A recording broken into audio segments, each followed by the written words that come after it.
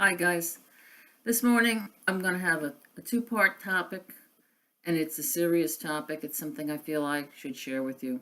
And it came to me sort of out of the blue this morning, so I figured I'll take the inspiration and run with it. And it's about my experiences with spiritualism. Now, this time of year is always kind of depressing for me because most of my family passed away around the end of September, beginning of October.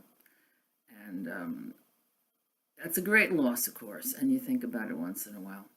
And I realized that it was kind of like right after the loss of my partner that I fell into the Reiki movement through a coworker who I hadn't seen in like a lot of years, but who was going to a Reiki circle in the local hospital. And whereas she kind of dropped out of the movement, I ran with it.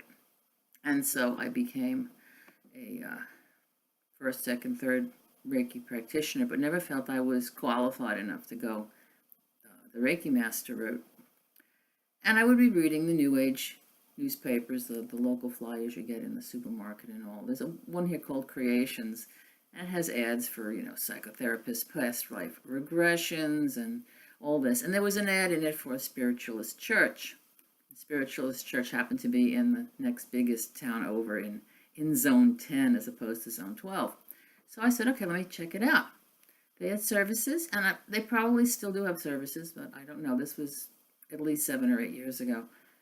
Services in the rented part of a American Legion building, and they were really nice people setting up the folding chairs. There was a nice community spirit. We'd all put the hymnals on the chairs and collect them at the end, and there was always cake and coffee afterwards.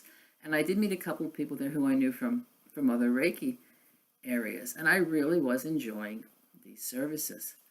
The services sort of were structured like a regular church service. There was a sermon, but there was also a meditation during which you could come up and get Reiki from a row of volunteers. And only certain people who were Reiki practitioners were allowed to do the healings in the church. And they had a hymnal, like I said, and I loved hymnals. I always loved singing songs when I was a Lutheran. I wonder if I'm still a Lutheran. Singing songs as a Lutheran. And these were the same hymns, but of course the lyrics were changed because this was not, strictly speaking, a theist group. They talked about infinite intelligence rather than God. They did not mention the Holy Spirit, from what I recall, and they referred to Jesus as the master teacher. And they also referred to other gods in the same light as master teachers. So I would say that there was sort of a New Age mix combined with the church that I used to know, and I really enjoyed this for quite a while.